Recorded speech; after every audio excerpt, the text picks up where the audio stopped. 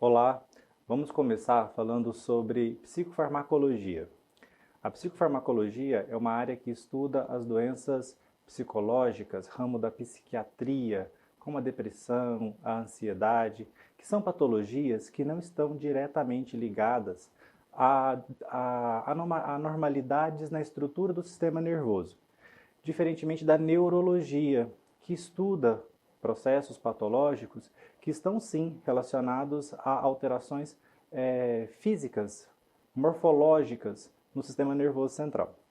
Aqui, na psicofarmacologia, então, nós vamos nos concentrar em distúrbios que não se refletem claramente, não tem uma ligação clara com alterações na estrutura, na morfologia do sistema nervoso central. Aparentemente, trata-se de um sistema nervoso central saudável, mas o paciente começa a relatar sintomas de alterações de humor, de estado emocional, desconexão com a realidade. E nesses casos, a gente vai identificando as diferentes patologias que afetam a psique, como depressão, ansiedade, bipolaridade, esquizofrenia, e nós vamos passar por todas elas. Depois delas, nós vamos ter um momento com as doenças neurológicas, como as demências e também a epilepsia. Mas vamos começar falando de depressão. A depressão, ela possui algumas características típicas, que é a presença de um humor triste, pessimista, sem esperança, uma culpa excessiva, com forte desmotivação e capacidade acentuadamente reduzida de sentir prazer. Então, o depressivo, ele tem essas duas marcas centrais, principais. Ele se sente triste a maior parte do tempo, na maior parte dos dias, e ele se sente extremamente desmotivado, com dificuldade de sentir prazer em atividades que antes eram prazerosas para ele. Essa doença ela provoca intenso sofrimento psíquico e pode provocar, inclusive, incapacidade para o trabalho. Hoje, a OMS considera que a depressão é a principal causa de pedidos de afastamento do trabalho do mundo. Portanto, é uma doença incapacitante e tem tratamento. Durante esse módulo, a gente vai conversar, primeiro falar um pouquinho sobre o que é a depressão, entender o processo depressivo de uma forma ampliada, entender os diferentes tipos de depressão que existem, passamos pela fisiopatologia da depressão e, enfim, nós vamos para o tratamento. Afinal de contas, quais são os medicamentos que a gente pode usar para tratar a depressão? Eu vou começar falando com vocês de causas. Depressão, não só a depressão, mas as patologias que afetam o sistema nervoso central, elas ainda são uma fronteira para o conhecimento humano, até porque o próprio funcionamento do sistema nervoso central é uma fronteira para o conhecimento humano. O que a gente sabe de depressão até o momento é que sim, tem um forte componente genético. Filhos de depressivos têm maiores chances de terem depressão, 3 a 4 vezes mais chances. Traumas psicológicos, especialmente na infância. Uma rotina extremamente estressante. Uma pessoa que normalmente já tem um temperamento naturalmente pessimista, aqueles que nós chamamos de neuroticistas. E algumas doenças também podem levar ao estado depressivo, como, por exemplo, distúrbios na produção de cortisol, doenças graves como o HIV e o câncer também podem levar a estados depressivos. Então, o surgimento da depressão pode ser muitas vezes e é muitas vezes multifatorial. E os transtornos depressivos, eles não são um transtorno único. Existem vários tipos de transtornos depressivos. O mais comum deles é o transtorno depressivo maior, TDM. Mas também existe o transtorno disruptivo de desregulação do humor, que é a depressão infantil, a depressão que acomete crianças. E aí vocês vão ver que é muito curioso, a criança depressiva não fica triste, fica irritada e até mesmo violenta. O transtorno depressivo persistente, que é a distimia, que é um quadro de humor triste menos grave que o transtorno depressivo maior, mas mais duradouro. O transtorno disfórico pré-menstrual, que acomete algumas mulheres no período que antecede a menstruação, e transtornos depressivos que podem ser induzidos por substâncias químicas, como álcool, como benzodiazepínicos, como drogas de abuso, e transtorno depressivo devido a outra condição médica. Como eu já disse, doenças como câncer, tumores na adrenal, que vão provocar um aumento na produção de cortisol.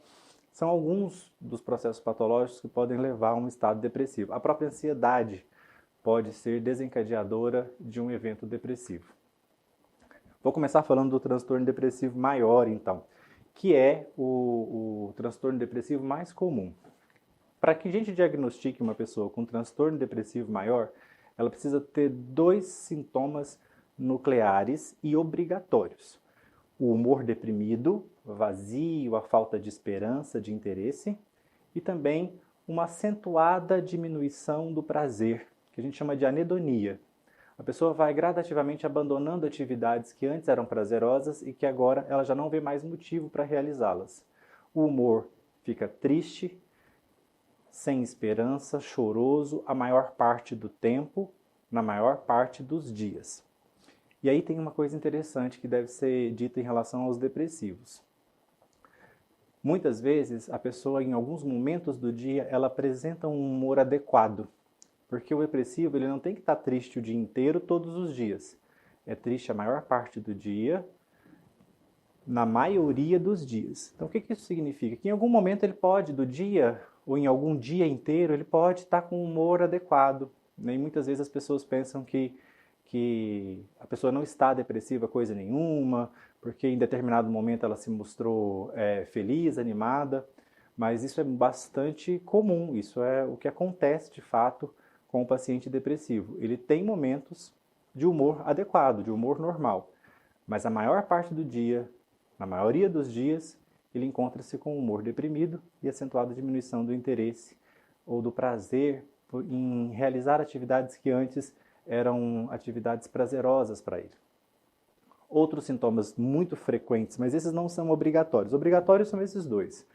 Os outros sintomas que podem estar com muita frequência no depressivo são distúrbios do sono. Alguns depressivos dormem, outros dormem de menos, são insones. E também fadiga, a perda de energia. É muito comum você ouvir esse relato num paciente depressivo. Até porque ele tem muita pouca motivação, né? Muito pouca vontade, que a gente chama de avolia, essa ausência de vontade. Os outros sintomas são muito particulares. Tem depressivos que podem ter um apetite aumentado, outros podem ter um apetite reduzido. Tem depressivos que vão ter retardo psicomotor, outros vão ficar agitados. O sentimento de inutilidade, de culpa, a baixa autoestima, a depreciação são muito comuns no depressivo e podem atingir até níveis delirantes em casos mais graves de depressão, onde também podem surgir as ideações suicidas, quando o paciente começa a planejar a ideia de cometer um suicídio. E aí ele começa a se organizar para isso e começa a flertar com essa ideia de uma forma sádica, e ele faz isso por muito tempo antes de fato, concretizar a tentativa de suicídio. Só uma recomendação importante: nos jovens, nos adolescentes, onde a depressão mais provoca as tentativas de suicídio, é muito preocupante o caso dos meninos, porque normalmente os homens conseguem ser bem-sucedidos na primeira tentativa, o que torna a atenção necessária para esse menino, para esse adolescente depressivo um pouco maior. As meninas costumam falhar na primeira tentativa, o que acaba funcionando como um alerta para a família e para aqueles que estão envolvidos ali no tratamento dessa adolescente.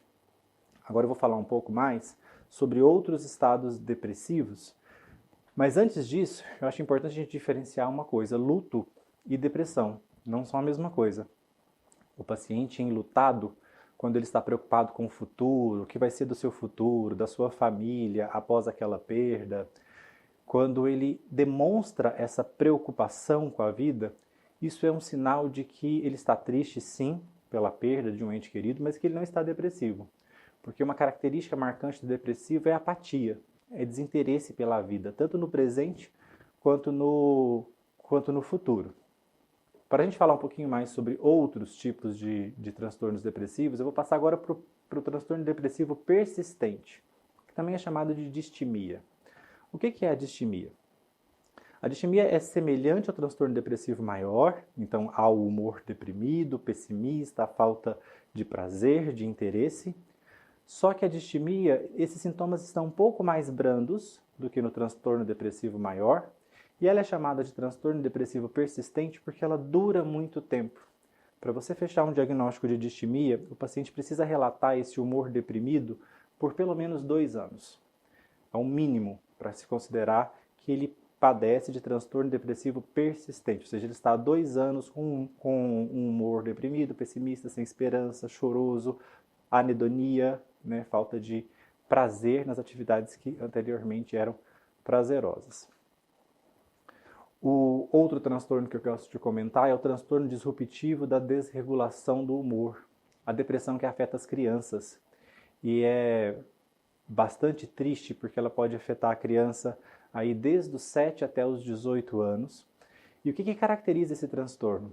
A criança depressiva, como eu já tinha dito, ela não é triste, ela é irritada. E normalmente ela tem explosões de raiva com intensidade muito grande. E elas podem ocorrer até 3 vezes por semana e com alta agressividade. Contra os pais, contra colegas, contra professores. O transtorno disruptivo de desregulação do humor, então, é um transtorno depressivo grave. Infelizmente, pode necessitar até mesmo a hospitalização psiquiátrica da criança, dependendo dos níveis de agressividade que essa criança começa a apresentar enquanto padece das crises, né, de transtorno disruptivo de desregulação do humor, que é o TDDH, né, TDDH. Não confundir com o TDAH, né, que é o transtorno do déficit de atenção e hiperatividade. São patologias completamente distintas. Outro transtorno interessante, que é recente também, é o transtorno disfórico pré-menstrual. Durante muito tempo acreditava-se que as mulheres tinham alterações de humor, mas que isso não era necessariamente uma patologia, era apenas fruto das oscilações hormonais no período pré-menstrual. Mas algumas mulheres começaram a relatar sintomas muito intensos no período pré-menstrual, com uma labilidade efetiva muito intensa, uma sensibilidade muito aumentada, raiva acentuadas, um humor deprimido, sentimentos de desesperança, de fraqueza, fadiga, muita ansiedade, muita tensão, relatos de estar à flor da pele, relatos de estar perto de perder o controle das suas faculdades mentais. Esses relatos acabaram sendo combinados num transtorno, o transtorno disfórico pré-menstrual, que é um dos tipos de transtorno depressivo. Além do disfórico pré-menstrual, então, nós temos ainda o induzido por substâncias químicas, como eu já disse, o álcool, fármacos depressores do sistema nervoso central, como benzodiazepínico, drogas de abuso, podem levar o paciente ao desenvolvimento de depressão e também outras patologias, outras doenças graves que podem acabar levando o paciente para esse estado depressivo. A depressão no periparto também merece ser comentada. Durante muito tempo nós falamos em depressão pós-parto, mas hoje nós já sabemos que a mulher pode se desenvolver o estado depressivo meses antes do parto, no período do parto e no pós-parto. Então, por isso a gente usa hoje o termo periparto, que pega desde antes do parto até meses depois, o período de lactação. Então, a depressão no periparto ela pode inclusive ser complicada pela presença de delírios e de alucinações, o que vai nos obrigar a afastar essa criança da mãe, porque a mãe passa a ser um perigo para o bebê, quando o processo depressivo é complicado pela presença de delírios e alucinações. Mas nem sempre isso acontece. Esse surto psicótico dentro da depressão no periparto é comum, mas pode acontecer a casos em que a mulher esteja apenas depressiva, sem a presença do surto psicótico, onde ela delira e alucina. Esse transtorno depressivo do periparto é bastante pesado para a mulher, mesmo depois que ela supera esse período, ela se sente muito culpada por anos ainda, pelo período em que ela não conseguiu dar ao bebê a atenção que ele precisava por conta do evento depressivo. E quando ela tem o surto psicótico, muitas vezes ela ouve vozes que a convencem de que o bebê normalmente é uma entidade demoníaca, que ela deu à luz a um ser demoníaco e que ela precisa eliminar esse ser. Então, por isso ela se torna um grande risco para o bebê e ela deve ser afastada da criança até que ela consiga superar. Os transtornos depressivos podem ser crônicos, mas todos eles são controlados por medicamentos. A terapêutica disponível, embora leve a cura, muitas vezes, quando não leva, ela consegue dar a essa paciente um tratamento crônico e equilibrar bastante o seu humor a partir do início da farmacoterapia. Para finalizar, a depressão tem estado cada vez mais associada à ansiedade. E aí nós temos uma comorbidade de 2 transtornos psiquiátricos, a ansiedade junto com a depressão. Nesse ambiente, nessa sociedade que a gente vive, de tanto estresse, tanta pressão, rotinas tão agitadas, a comorbidade de depressão e ansiedade deve estar cada vez mais presente e por isso a gente deve estar atento à possibilidade de que o paciente apresente esses 2 transtornos ao mesmo tempo. Por fim, só queria comentar sobre o transtorno de bipolaridade, que durante muito tempo foi pensado que bipolaridade era uma patologia depressiva. Mas ela tem características tão distintas que ela foi retirada do espectro depressivo e hoje ela está encaixada como uma patologia fora do espectro depressivo, entre a depressão e a esquizofrenia. Tá certo? Então esses são os principais transtornos depressivos que afetam os seres humanos. Transtorno depressivo maior, o mais comum, a distimia, que é o transtorno depressivo maior com sintomas mais brandos e que se prolonga por pelo menos 2 anos, o transtorno disruptivo de desregulação de humor na criança, o transtorno disfórico pré-menstrual, a depressão no periparto e os processos depressivos induzidos por outras patologias e por medicamentos ou por outras substâncias químicas. Em todos eles, há a presença dos sintomas nucleares da depressão, o humor triste e a anedonia, a falta de prazer nas atividades diárias. Isso acontece a maior parte do dia, quase todos os dias. E aí cada paciente pode apresentar outros sintomas acessórios que vão terminar de combinar o quadro clínico dele e que vão demandar atenções específicas. A fisiopatologia da depressão, como eu disse no comecinho aqui da nossa conversa, nós ainda não temos uma certeza de como a depressão se instaura. A fisiopatologia dela ainda é incerta e o máximo que nós temos são teorias. Uma delas é que no cérebro do depressivo haja uma carência de 2 neurotransmissores, serotonina e noradrenalina. Mas quando fizemos exames do líquor de alguns pacientes depressivos, não se nota nenhuma deficiência de serotonina e nem de noradrenalina. Mas o fato é que medicamentos que estimulam a transmissão serotonérgica e noradrenérgica têm poderoso efeito antidepressivo. Então, por isso teoriza-se, na teoria monoamínica, que o estímulo, o aumento das vias de neurotransmissão mediadas por serotonina e por noradrenalina no sistema nervoso central vão estimular algumas áreas do cérebro, como hipotálamo, córtex, sistema límbico, e isso vai melhorar o humor do paciente. Ele vai ter o seu humor reestabelecido, porque depressão é um transtorno de humor. Mais recentemente, uma outra teoria tem sido pensada. Essa teoria foi pensada porque foi possível observar que o hipocampo, uma estrutura do sistema límbico relacionada à memória e ao humor, ele está atrofiado no paciente que tem depressão. As ramificações dendríticas dos neurônios hipocampais no depressivo, elas estão atrofiadas. Em menor número, a árvore dendrítica está reduzida. As conexões neuronais estão reduzidas. Possivelmente, aí existem algumas teorias, isso pode estar relacionado a um ambiente estressante, ao qual o paciente se expõe por muito tempo, a uma excessiva produção de cortisol, ao uso de glicocorticoides por muito tempo, a alterações dos níveis de hormônios sexuais. Existem algumas possibilidades de por que esse hipocampo atrofiou, a árvore dendrítica hipocampal atrofiou.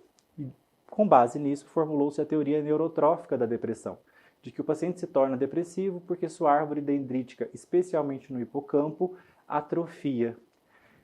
E o que nós precisaríamos fazer então? Estimular esse hipocampo no paciente depressivo a restaurar a sua árvore dendrítica hipocampal, ou seja, reverter essa atrofia hipocampal. Mais uma vez, medicamentos que estimulam as vias serotonérgicas e noradrenérgicas parecem ser efetivos para estimular esse hipocampo a crescer sua árvore dendrítica novamente, e quando isso acontece, o paciente começa a demonstrar melhora no seu humor, ficando mais feliz e voltando a sentir prazer, ou seja, revertendo os sintomas nucleares clássicos do processo depressivo.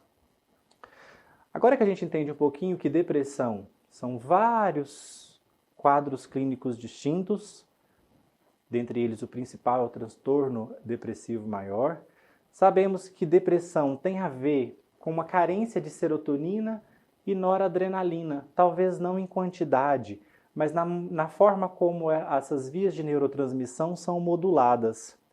E, portanto, a farmacoterapia da depressão é toda baseada nisso, em estimular a neurotransmissão serotonérgica e estimular a neurotransmissão noradrenérgica.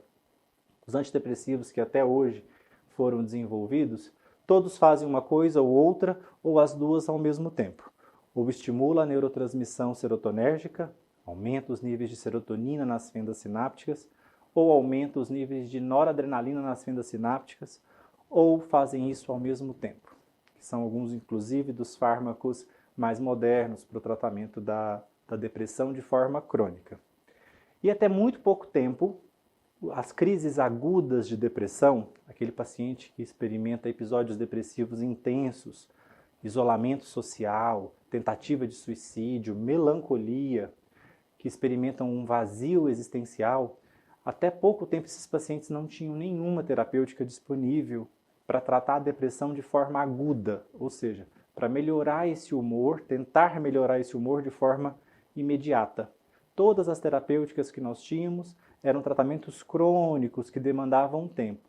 Hoje, muito recentemente, nós tivemos o surgimento de um primeiro medicamento para fazer uma abordagem aguda, tratamento agudo de crises depressivas. Nós vamos falar dele também.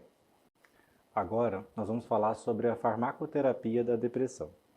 E os fármacos que tratam a depressão, como eu já vinha dizendo, eles precisam de alguma forma aumentar os níveis de serotonina ou aumentar os níveis de noradrenalina no sistema nervoso central do paciente depressivo. Ao que tudo indica, esse aumento, esse estímulo da neurotransmissão serotonérgica e noradrenérgica estimula a estrutura hipocampal a crescer novamente, a desenvolver novamente as suas ramificações dendríticas, e isso faz com que a atrofia do hipocampo reverta.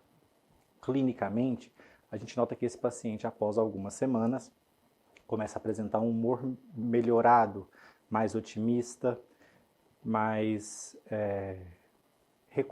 sentindo mais recompensa diante de eventos prazerosos e que durante o período depressivo não eram vistos por ele como momentos agradáveis. O depressivo ele vive como se estivesse em um mundo cinza, né?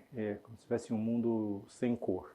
E à medida que o processo depressivo vai desaparecendo, ele começa a ver cores, né? No seu dia a dia, no seu cotidiano, começa a ver o futuro com mais ânimo, com mais disposição.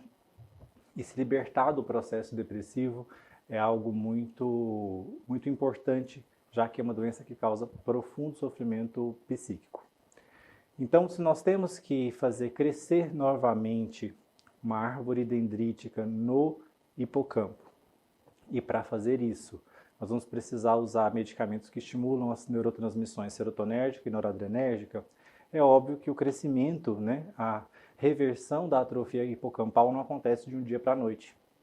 Por isso, o tratamento crônico da depressão, ele demora semanas para que a gente consiga ver os primeiros efeitos. Isso faz com que muito paciente abandone a terapia, porque ele espera efeitos imediatos. É importante que nós orientemos os nossos pacientes de que o tratamento antidepressivo tem grandes chances de ser bem sucedido, mas ele só vai acontecer, esses efeitos, essa melhora do quadro, a gente só vai observar entre 2 a 8 semanas após o início do tratamento. Então pode ser necessário que a gente espere até 2 meses para começar a ver efeitos do início do tratamento com fármacos antidepressivos, tratamento crônico. Esses fármacos antidepressivos, todos eles, usam basicamente mecanismos semelhantes, que estão relacionados a inibir a recaptação de serotonina e noradrenalina. Na imagem que vocês estão vendo, existe um neurônio, uma fenda sináptica onde está acontecendo uma neurotransmissão mediada por noradrenalina, representada aí pela sigla NE, e outra fenda sináptica onde está havendo uma neurotransmissão mediada por serotonina, representada aí pela sigla HT. Então, tanto o neurônio pré-sináptico, noradrenérgico como serotonérgico lançam na fenda os neurotransmissores noradrenalina e serotonina, respectivamente. E esses neurotransmissores são rapidamente recaptados, encerrando a neurotransmissão. O que o antidepressivo faz, o que a grande maioria dos antidepressivos fazem, os principais antidepressivos fazem, é bloquear a recaptação da serotonina para dentro do neurônio pré-sináptico, do neurônio que a liberou. E também bloquear a recaptação de noradrenalina. Qual é a ideia de fazer o bloqueio dessa recaptação? É que tanto a serotonina quanto a noradrenalina que foram liberadas fiquem mais tempo na fenda. E que a neurotransmissão serotonérgica e noradrenérgica se prolongue no tempo, fique mais duradoura. Então reparem, nós não estamos mexendo na produção de serotonina e nem de noradrenalina. Nós só estamos impedindo que o neurônio que as liberou na fenda recapte elas muito rápido. Para fazer isso, a gente precisa bloquear os recaptadores de serotonina e de noradrenalina. São proteínas que fazem essa recaptação. A proteína que recapta serotonina é chamada de transportador de serotonina, ou SERT. E a proteína que recapta noradrenalina é chamada de transportador de noradrenalina, ou NET. Então, os antidepressivos que nós vamos ver de agora para frente são, em sua maioria, inibidores da recaptação, ou de serotonina ou de noradrenalina. O que esses fármacos fazem, portanto, é fazer com que esses neurotransmissores permaneçam na fenda por mais tempo, estimulando o neurônio pós-sináptico. Ou seja, a neurotransmissão noradrenérgica e serotonérgica fica estimulada, se prolonga, além do que ela se prolongaria se os dois recaptadores não estivessem bloqueados. Uma outra abordagem terapêutica, essa já menos usual atualmente, é inibir a degradação de serotonina e noradrenalina. Para fazer isso, a gente tem que inibir a enzima que degrada serotonina e noradrenalina. Quando a gente inibe essa enzima, aí sim, nós aumentamos os níveis de serotonina e noradrenalina no cérebro, porque elas deixam de ser degradadas. A enzima que faz essa degradação no sistema nervoso central é a monoamina oxidase. Então nós precisamos inibi-la. Com a monoamina oxidase inibida, a MAO, a monoamina oxidase é chamada de MAO, quando nós inibimos a MAO, nem noradrenalina nem serotonina são degradadas. Com isso, os níveis desses neurotransmissores aumentam no cérebro, também com um poderoso efeito antidepressivo. Então, basicamente, nós temos duas mecanísticas farmacológicas para interferir no cérebro do paciente depressivo e aumentar a neurotransmissão serotonérgica e noradrenérgica. A primeira e mais importante é impedir a recaptação, manter serotonina e noradrenalina na fenda sináptica por mais tempo. A segunda, e menos importante atualmente, é inibir a degradação desses dois neurotransmissores, bloqueando a atividade da monoamina oxidase. Vamos passar agora pelas principais classes farmacológicas e entender como elas são importantes no tratamento da depressão, qual é a primeira escolha para iniciar o tratamento depressivo e o que fazer quando essa primeira escolha não dá certo. Agora a gente vai conhecer os fármacos que de fato são usados na clínica aqui no Brasil para o tratamento da depressão. Eu vou começar com os fármacos que são inibidores da monoamina oxidase. Tranilcipromina é um dos exemplos de fármacos inibidores da monoamina oxidase, ou seja, que bloqueiam a degradação de serotonina e noradrenalina. Os IMAUs são interessantes porque são os primeiros antidepressivos que surgiram ainda no período da Segunda Guerra Mundial. Mas de lá para cá, muitas outras classes de antidepressivos surgiram, o que fez com que os IMAUs quase que caíssem em desuso. Não é comum ver um inibidor da monoamina oxidase ser usado no tratamento da depressão como primeira opção. Na verdade, não há recomendação de que eles sejam usados como primeira opção. Por quê? Porque ao inibir a degradação de serotonina e noradrenalina, os níveis desses hormônios, desses neurotransmissores, desculpe, não são hormônios, são neurotransmissores no nosso organismo, acabam aumentando. E o aumento desses neurotransmissores vai acabar provocando diversos efeitos adversos, inclusive síndromes serotonérgicas que podem ser fatais.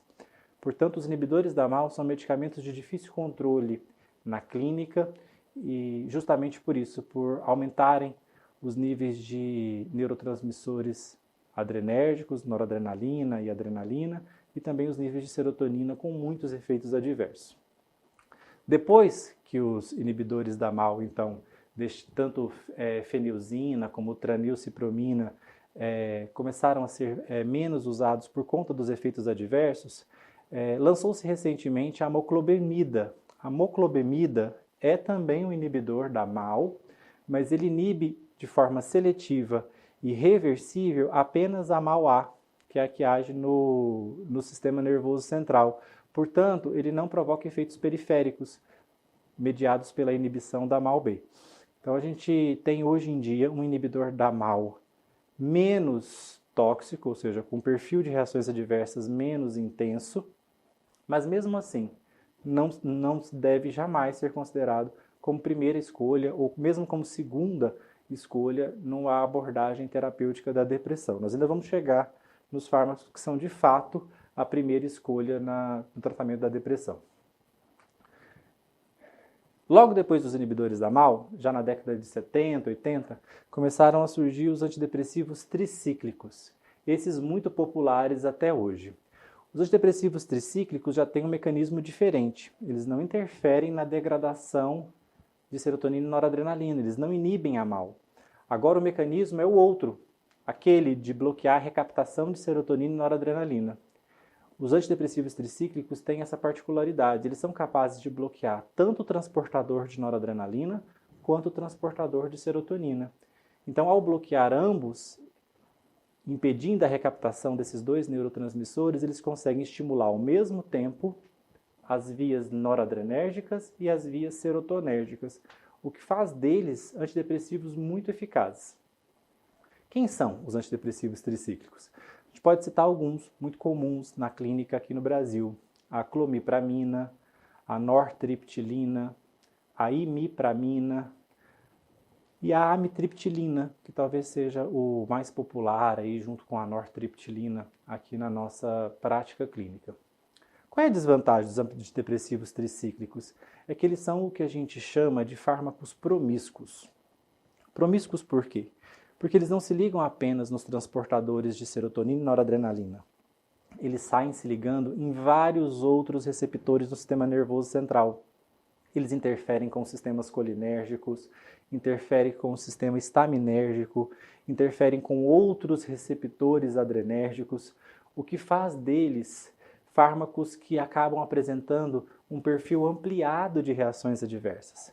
Aumentam o limiar convulsivo, podem deixar o paciente agitado, podem gerar hipotensão, são sedativos, geram disfunções sexuais e também gastrointestinais, podem provocar ganho de peso, enfim, por interferir em diversos outros receptores, em diversas outras vias de neurotransmissores no sistema nervoso central, e não só na serotonérgica e na noradrenérgica como seria o desejado, eles têm um perfil de reações adversas ampliado. A vantagem deles é que aumentam tanto os níveis de serotonina, as vias de neurotransmissão serotonérgicas, como noradrenérgicas, porque bloqueiam o NET e o SERT ao mesmo tempo. Então, bloqueiam a recaptação de ambos os neurotransmissores que são importantes na depressão.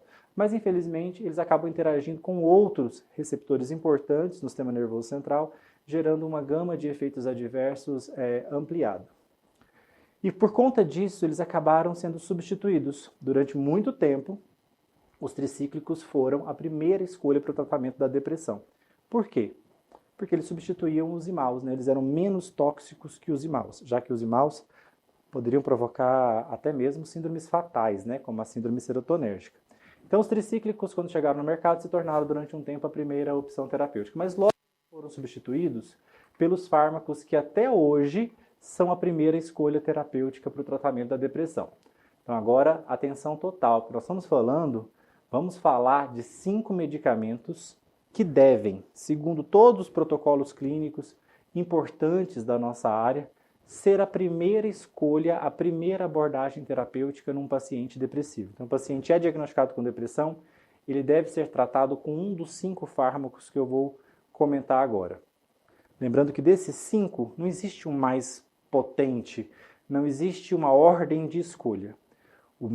Ao critério do prescritor, ele pode escolher um desses 5 e caso a terapêutica não funcione com um deles, ele pode tentar outro dentro dessa mesma classe. De que classe que eu estou falando, né?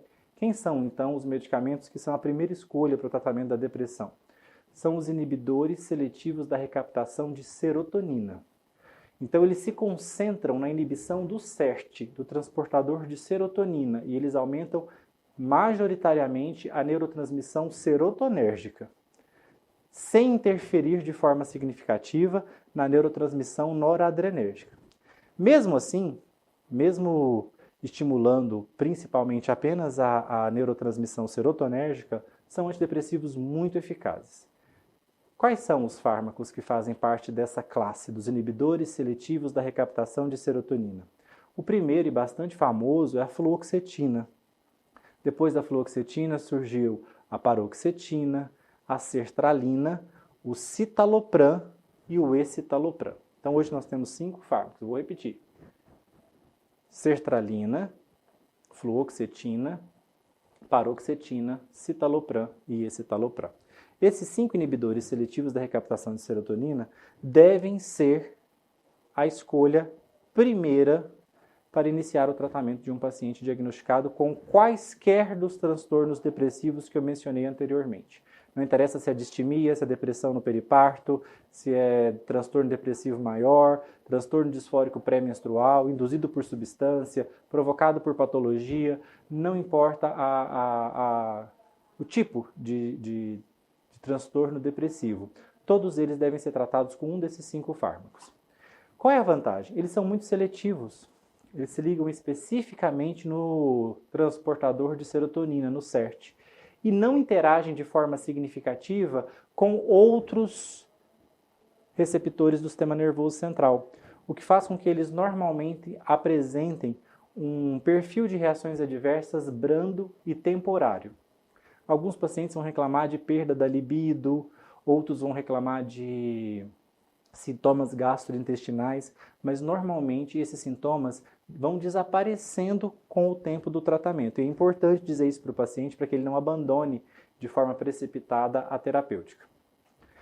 Isso é o que a teoria nos diz, mas a prática clínica é sempre diferente. Então nós devemos ficar atento, porque quando você está falando com seus pacientes sobre esses medicamentos, você sempre vai se deparar com a seguinte situação. Você cita um deles, por exemplo, fluoxetina, e o paciente vai te dizer, nossa, eu me senti muito mal com esse medicamento. E ele vai sentir uma série de reações adversas que a teoria não prevê. E aí você faz uma troca para um outro medicamento da mesma classe. Por exemplo, ele troca fluoxetina por paroxetina.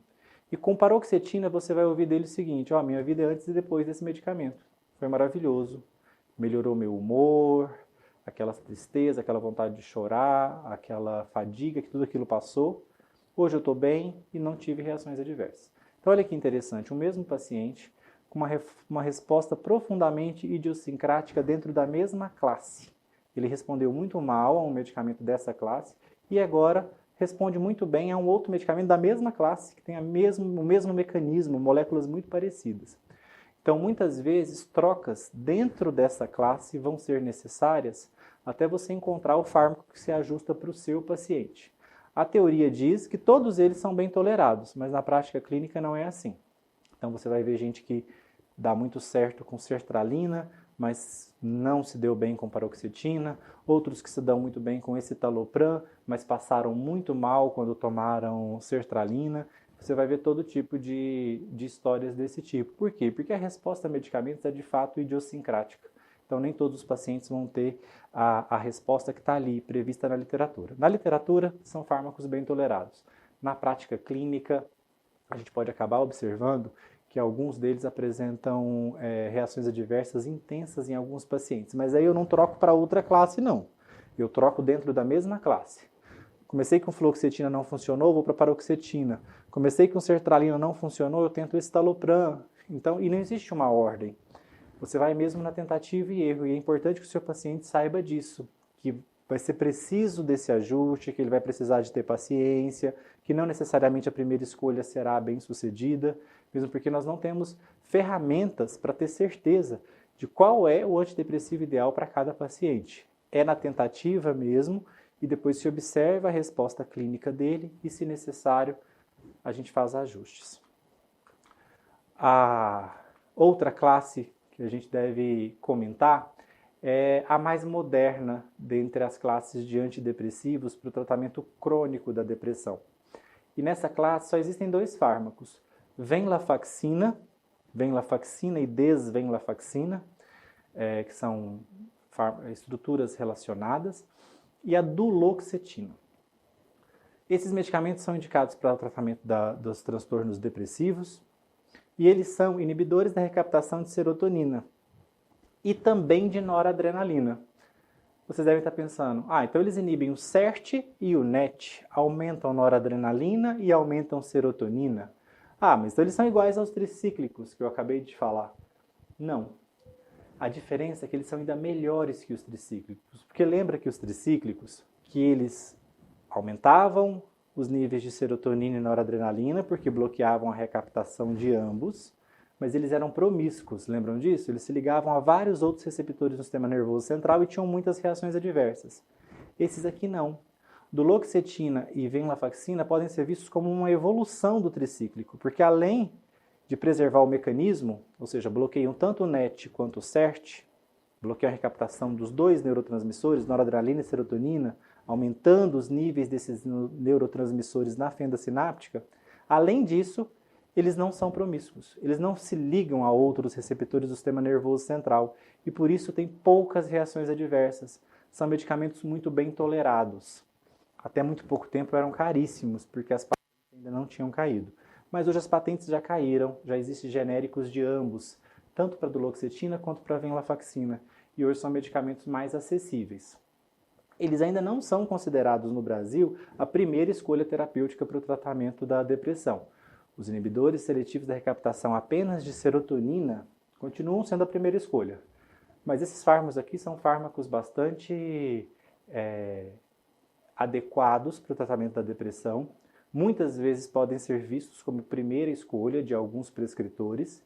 E quando os inibidores da recaptação de serotonina sozinhos não resolvem, eles são a alternativa para você tentar tratar esse paciente que não respondeu bem aos 5 fármacos lá que inibem apenas a recaptação de serotonina. Então, você tentou ali dentro da classe dos inibidores da recaptação de serotonina apenas, você tentou com fluoxetina, com escitalopram, paroxetina, não viu resultados adequados, sua próxima opção é vir para a classe dos inibidores da recaptação de serotonina e noradrenalina. Aí você vai tentar ou venlafaxina ou duloxetina. Uma curiosidade é que esses medicamentos, como eles bloqueiam a recaptação de noradrenalina também, aumentam os níveis de noradrenalina, inclusive na medula espinhal, eles têm um potencial analgésico. Eles tratam a dor neuropática, que é aquela dor exagerada, intensa, que é sentida numa intensidade não proporcional à lesão que está sendo a origem dessa dor. Muitas vezes a lesão sequer é identificável, como no caso da fibromialgia. Então, duloxetina, por exemplo, tem indicação para dor crônica, tanto na fibromialgia, na osteoartrite do joelho, na neuropatia diabética. Esses quadros dolorosos também são tratados por duloxetina. Então, além de antidepressivo, essa classe de inibidores da recaptação de serotonina e noradrenalina é também analgésica, um potencial analgésico bastante interessante. Existem antidepressivos atípicos, esses só deveriam ser tentados mesmo em pacientes em que todos os fármacos que eu já citei fracassaram. E aí você vem para tentativa, você já tentou com o inibidor seletivo da recaptação de serotonina, não funcionou. Foi para o inibidor seletivo da recaptação de serotonina e noradrenalina, também não funcionou. Tentou tricíclico, tentou IMAL, nada disso funcionou. Você tem algumas opções de antidepressivos atípicos. Eu estou falando de mirtazapina, de trazodona, nefazodona, buspirona, bupropiona. São alguns medicamentos que têm indicação para o tratamento da depressão, mas que não são muito usados porque também apresentam um perfil de efeitos adversos intensos e na prática clínica não mostram grande resposta. Eles só são mesmo usados naquele paciente que foi refratário ao tratamento com as outras classes. E são poucos, viu? De cada 10 pacientes tratados com a primeira escolha antidepressiva, que são os inibidores da recaptação de serotonina, citalopram, escitalopram, sertralina, fluoxetina, paroxetina, de cada 10, 7 a 8 respondem ao tratamento. Apenas 2 é que vão precisar de você aí buscar uma outra alternativa terapêutica. No que tange a essas outras alternativas terapêuticas, a gente deveria destacar o uso de quetiapina. O uso de quetiapina, que de fato é um antipsicótico, é um antagonista serotonérgico nos receptores 5-HT2A e também um antagonista dopaminérgico nos receptores D2. A quetiapina tem se mostrado efetiva no tratamento da depressão refratária aos medicamentos de primeira escolha. Então, se falhou com os antidepressivos de primeira escolha, você pode recorrer ao uso do antipsicótico quetiapina, que tem se mostrado efetivo na prática clínica para esses pacientes que não responderam ao tratamento antidepressivo convencional. Dito isso, uma informação que é bastante importante é vocês saberem que associações para tratar a depressão não são embasadas por evidência clínica. Então, depressão se trata com monoterapia. Associar um tricíclico com o inibidor da recaptação de serotonina, quetiapina, um antipsicótico, junto com o inibidor da recaptação de serotonina, isso não tem evidência clínica que embase essa atitude. Depressão é uma doença tratada em monoterapia. Inibidor da recaptação de serotonina, inibidor da recaptação de serotonina e noradrenalina. Se eles não funcionarem, você tem tricíclicos, IMAL, antidepressivos atípicos ou até mesmo o antipsicótico quetiapina. Isso na terapia crônica, ou seja, naquele paciente que vai tomar a medicação por quanto tempo? Por pelo menos 1 ano. Normalmente é usual que o depressivo faça a terapia de 6 meses a 1 ano. E, ao final desse período, ele pode, entre 6 meses e 1 ano, reavaliar se ele já está melhor e se ele pretende ou não continuar com a terapêutica. Muitos pacientes decidem parar e não voltam a se sentir depressivos. Então, de fato, o tratamento foi completamente efetivo, restaurou o humor do paciente, ele não precisa voltar à terapêutica. Mas existem casos em que o paciente recidiva. Ele abandona a terapêutica e meses ou anos depois, ele volta a se sentir novamente. Para esse paciente que teve depressão recorrente, a indicação é que ele retorne à medicação e não a abandone mais. Ele vai fazer uso crônico dela para o resto da vida. Porque aí, nesses casos, a literatura diz que esse paciente tem uma tendência, sempre que abandona a terapêutica, a ter uma recorrência, né, do transtorno depressivo.